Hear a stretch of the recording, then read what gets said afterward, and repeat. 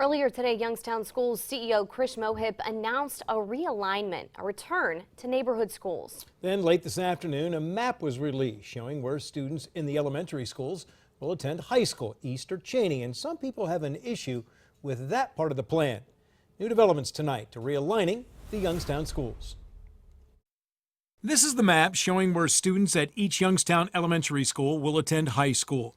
One issue that's already being questioned is having the predominantly low-income Taft students attend East while having the more affluent students at Paul C. Bunn go across town to Cheney. The Reverend Ken Simon closely follows what's happening in the city schools. As you can see from even the map, it's not pure in its intent.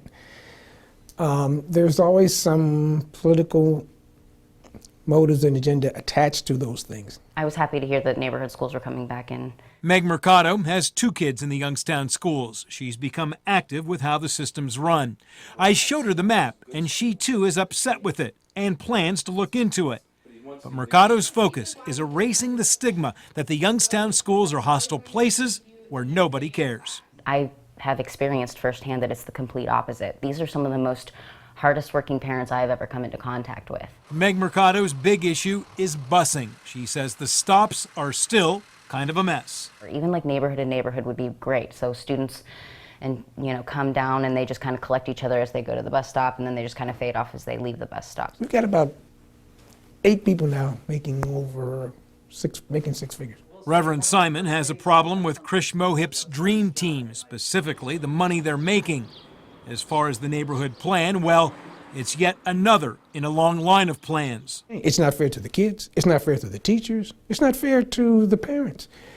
It's just not fair to our community. Chris Mohip also plans to move the very successful Youngstown Early College from the Youngstown State campus to the Ward Building downtown, a move Reverend Simon disagrees with.